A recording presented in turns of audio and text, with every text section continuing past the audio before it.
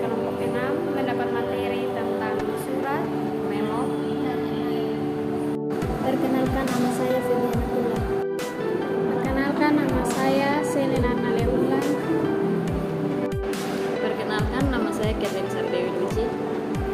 Baik, saya akan menjelaskan tentang menulis permintaan langsung. Permintaan langsung atau direct request adalah jenis atau tipe pesan yang paling umum digunakan atau penyampaian langsung pada poin yang dituju. Contoh dari pesan permintaan langsung ini dapat dilihat pada pembuatan surat pesanan, permintaan rutin, aduan atau klaim, dan permintaan kredit rutin. Jadi ada isi dari sebuah surat direct request harus terdiri dari 3 bagian, antara lain yang pertama bagian awal, yang kedua bagian pertengahan, yang ketiga bagian akhir.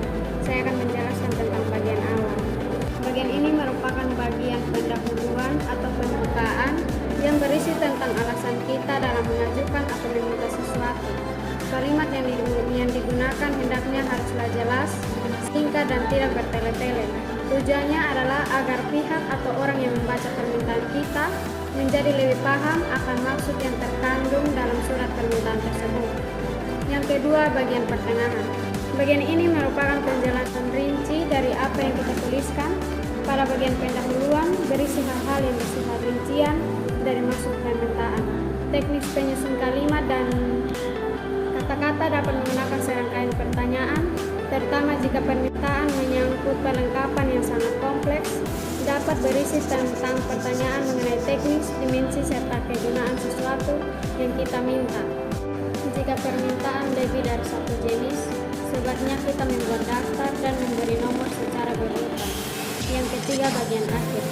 Bagian ini merupakan bagian penutup yang sebaiknya diisi dengan suatu permintaan, beberapa tanggapan khusus, lengkap dengan tata suara, dan ekspresi terhadap apresiasi maupun pemberian goodwill. Untuk mempermudah pembaca, sebaiknya perlu mencantumkan beberapa informasi penting seperti nomor telepon, jam kerja, dan petugas yang dapat dihubungi. Saya akan menampilkan contoh surat permintaan langsung atau disebut direct request. Saya akan menjelaskan tentang cara penulisan baik dan pesan informatif. A. Good news atau berita baik. Pembuka, pernyataan good news. Yang kedua, pertengahan atau isi, penjelasan rinci. Yang ketiga, penutup, mengingat kembali berita baik atau mencakup pemikiran penuh berorientasi masa depan. Baik, saya akan menampilkan contoh surat atau pesan berita baik. B. Pesan informatif. Menyajikan pesan informatif dan positif dapat dengan cara sebagai berikut. 1. Berikan berita baik dan summarize atau kesimpulan topik utamanya, termasuk tanggal kebijakan diterapkan, presentasi, dan lain-lain. Jika pembaca menginginkan lebih dari itu, jelaskan bahwa Anda sedang meresponnya. Yang kedua, berikan informasi secara detail, klarifikasi, dan latar belakangnya. Jangan mengulang informasi yang pernah Anda berikan. Jawablah semua pertanyaan membaca seperti yang mereka inginkan. Yang ketiga, sajikan informasi negatif sepositif mungkin. Sebuah kebijakan mungkin mempunyai keterbatasan.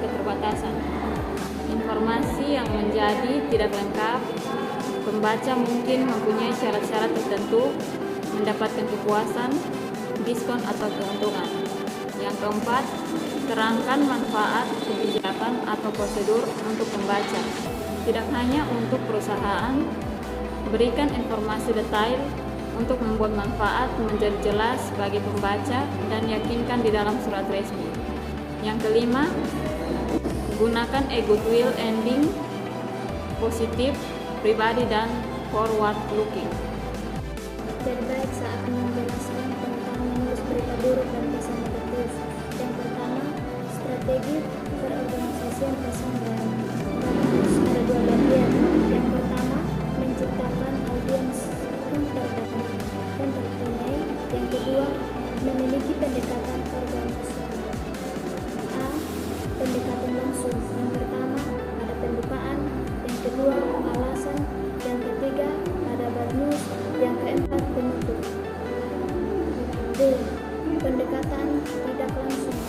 Suatu pendekatan organisasional approach dapat diterapkan jika ada 3 bagian.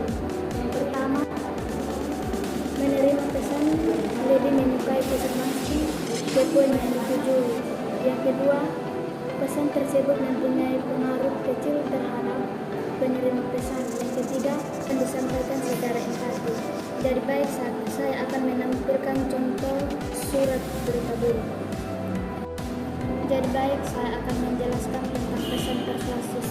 Persuasif merupakan suatu usaha membuat sikap, kepercayaan atau tindakan audiens untuk mencapai suatu tujuan. Persuasif yang efektif adalah kemampuan untuk menyampaikan suatu pesan dengan cara yang membuat audiens atau membaca dan mendengar. Perencanaan pesan-pesan persuasif ada 3 bagian. Yang pertama, analisis, yang kedua, pertimbangan, yang ketiga, memilih. Pengembangan pesan-pesan persuasif ada 2 bagian. Yang pertama, penempatan penulisan, yang kedua, kerangka. Jadi baik, saya akan menampilkan contoh pesan persuasif. Baik, sekian dari hasil diskusi kami.